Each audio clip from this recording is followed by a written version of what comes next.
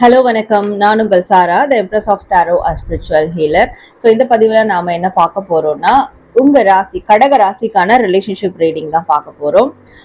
So உங்களுடைய relationship no கான்டாக்ட்ல இருந்தாலும் சரி, கான்டாக்ட்ல இருந்தாலும் சரி, இல்லை லவ் ஆர் மேரேஜ் ரிலேஷன்ஷிப்ல இருந்தாலும் சரி, ஸோ இப்போ இந்த ரிலேஷன்ஷிப்ல இருந்து உங்க பார்ட்னர் கிட்ட இருந்து நீங்க மூவ் ஆன் பண்ணணுமா இல்லை ஸ்டே பண்ணி இருக்கணுமா, இதை பத்தி தான் நம்ம இந்த ரீடிங்ல பார்க்க போறோம். ஓகே, ஸோ இது ஒரு ஜென்ரலான reading and take it resonate. இது உங்களுக்கு பர்சனலைஸ் ரீடிங்காக வேணும், இது சம்மந்தமாக ஸ்பிரிச்சுவல் ஹீலிங் வேணும் அப்படின்னா டிஸ்பிளே திரு வாட்ஸ்அப் நம்பருக்கு என்னை காண்டாக்ட் பண்ணி அப்பாயின்மெண்ட் எடுத்து உங்களுக்கான ரீடிங் எடுத்துக்கலாம்.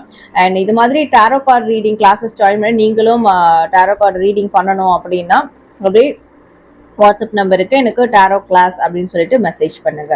ஓகே, அண்ட் இந்த ரீடிங்கை நீங்க கிளைம் பண்ற விதமா கமெண்ட் செக்ஷன்ல காதல் கைகூடி விட்டது அப்படின்னு டைப் பண்ணி உங்களுடைய ஃபீட்பேக் விஷஸ் கண்டிப்பா கமெண்ட் பண்ணுங்க. And like share and subscribe பண்ணிக்கோங்க, பெல் ஐக்கான் கிளிக் பண்ணிக்கோங்க. ஓகே, ஸோ கடக ராசி ஃபர்ஸ்ட் உங்களுடைய ரிலேஷன்ஷிப்னுடைய சிச்சுவேஷன் எப்படி இருக்கு அப்படின்றது பார்க்கலாம். நீங்க என்ன தெரிஞ்சுக்கணும் அப்படின்றது பார்க்கலாம். கடக ராசி சிச்சுவேஷன், கடக ராசி உங்களுடைய relationship situation.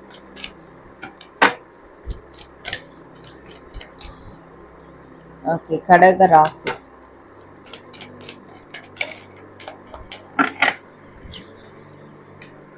okay, we have 8 of swords, 9 of pentacles, we have knight of cups.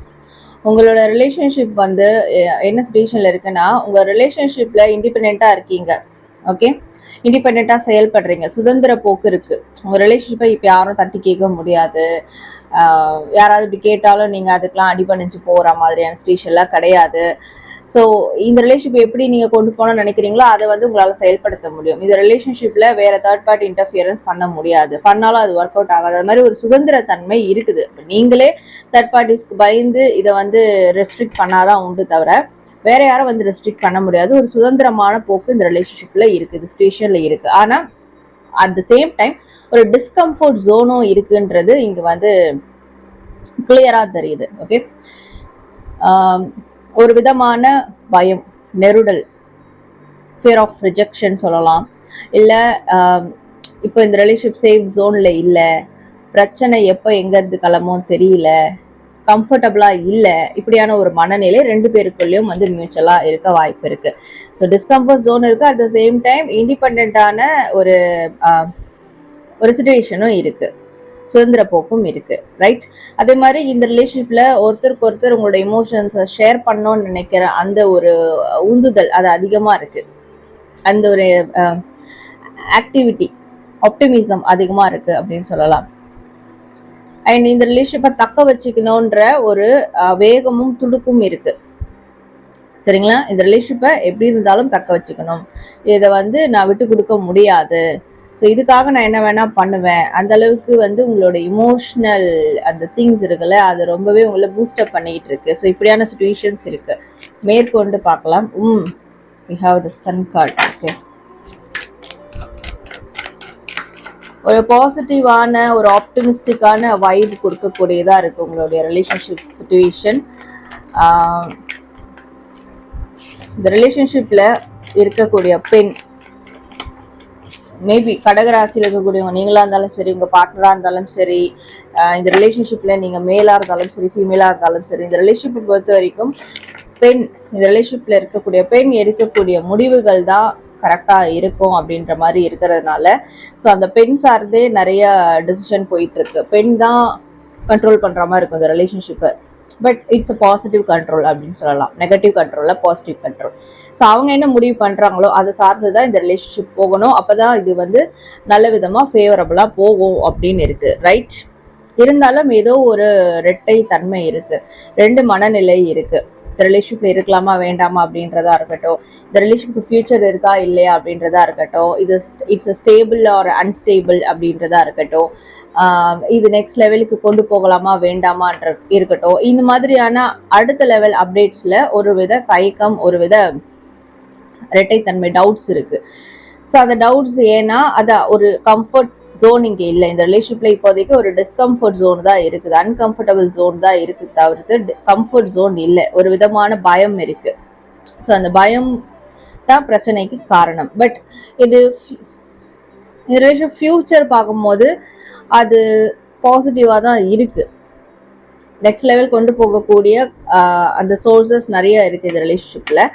ஆனாலும் ஒரு வித பதட்டம், பயம், ரெண்டு மனநிலை, ஸோ இந்த மாதிரியான விஷயங்களால இந்த ரிலேஷன்ஷிப் இப்போ அப்படியே அடுத்த லெவல் போகாம ஸ்தம்பித்து நிற்கக்கூடிய ஒரு கட்டத்தில் இருக்கு. பட் இது வந்து கிவ் அப் பண்ற அளவுக்கும் இல்லை அட் த சேம் டைம் ரெண்டு பேரும் மனநிலையிலையும். ஓகே ஓகே இப்போ இந்த ரிலேஷன்ஷிப்ல இருந்து நீங்க மூவ் ஆன் பண்ணலாமா இல்லை வெயிட் பண்ணலாமா அப்படின்றத பார்க்கலாம்.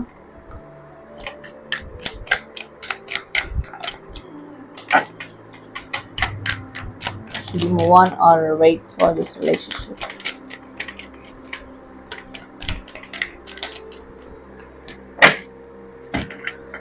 Okay. Already we have the answer. Four of Cups, Seven of Swords, Eight of Pentacles, Three of Swords.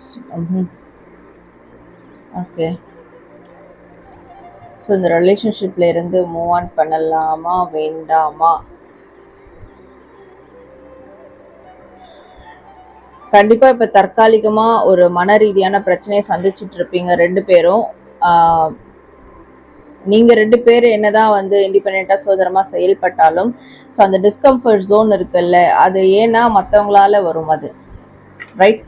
Third parties, அதாவது ஃப்ரெண்ட்ஸ், ஃபேமிலி, உங்களுடைய கம்யூனிட்டி, ரிலேட்டிவ்ஸ், இவங்க சைட்ல இருந்து மன அழுத்தங்கள் ஏற்படும், பிரச்சனை ஏற்படும். ஸோ அந்த பிரச்சனையை நீங்க சார்ட் அவுட் பண்ற வரைக்கும் இப்போதைக்கு ஒரு டெம்பரவரி மூவ் ஆன் பண்றது நல்லது அப்படின்னு இருக்கு. ஸோ இந்த ரிலேஷன்ஷிப்லேயே இப்படியே ஸ்டே பண்ணி இருக்காதீங்க. இப்போ ரெண்டு பேரும் நல்லா வந்து நீங்க டெய்லியும் பேசிக்கிறீங்க, அடிக்கடி மீட் பண்ணிக்கிறீங்க, ரிலேஷன்ஷிப் மற்றவங்களுக்கு தெரியப்படுத்தி நிறைய விஷயங்கள் பண்றீங்கன்னா ஸோ அது கொஞ்ச நாளைக்கு நீங்க வந்து நிறுத்தி வைக்கிறது நல்லது.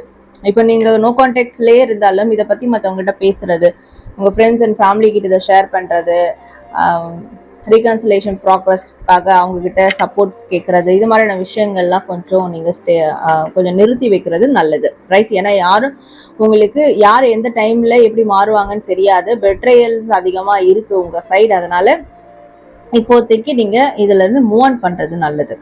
இந்த ரிலேஷன் பத்தியே யோசிச்சுட்டு இருக்காம, இதுக்கே டைம் ஸ்பெண்ட் பண்ணாம, இதுக்கான ப்ராசஸே பண்ணிட்டு இருக்காம ஜஸ்ட் ஒரு டெம்பரவரியான மூவ் ஆன் பண்றது நல்லதா இருக்கும். அது உங்களுக்கும் உங்க ரிலேஷன்ஷிப்க்கும் ஒரு ஸ்டெபிலிட்டியை வந்து கொடுக்கும். கொஞ்ச நாளைக்கு மூவ் ஆன் பண்ணிட்டு அதுக்கப்புறம் இந்த உங்களுக்கு ஒரு கம்ஃபர்ட் ஜோன் உருவாகும் போது, இந்த ரிலேஷன்ஷிப் ஒரு கம்ஃபர்ட் ஜோன் உருவாகும் போது அப்போ நீங்க இதுக்கான அடுத்த கட்ட ப்ராசஸ் வந்து பண்ணாதான் கரெக்டா இருக்குமே தவிர்த்து அட்லீஸ்ட் ஒரு 3 வீக்ஸ் ஆர் 3 months ஆகுது கொஞ்சம் இதுல இருந்து மூவ் ஆன் பண்றது நல்லது. இப்போ இதுல ஸ்டே பண்ண வேண்டாம் அப்படின்னு இருக்குது, ரைட்? சில பேர் உங்க பார்ட்னர் டைம் அண்ட் ஸ்பேஸ் கேட்டிருப்பாங்க இல்லையா? ஸோ அதையும் அது கொடுங்க, அவங்களுக்கான ஸ்பேஸ் டைம் கொடுங்க. ஸோ கொடுத்து நீங்க கொஞ்சம் மூவ் ஆன் பண்ணுங்க. அங்கேயே வந்து நின்றுக்கிட்டு அங்கேயே பிரச்சனைக்குரிய விஷயத்தையே ஸ்டிக் ஆன் பண்ணிட்டு இருக்க வேண்டாம் அப்படின்றது தான் இங்க வந்து உங்க ரீடிங்ல காட்டுது, ரைட்? ஸோ கடகராசி உங்களுக்கான ரிலேஷன்ஷிப் ரீடிங் பார்த்தோம். ஸோ நீங்க இதை கிளைமேட் எழுதுமா கமெண்ட் செக்ஷன்ல காதல் கைகூடி விட்டது அப்படின்னு டைப் பண்ணி உங்களுடைய ஃபீட்பேக் விஷஸ் கண்டிப்பாக கமெண்ட் பண்ணுங்க. தேங்க்யூ.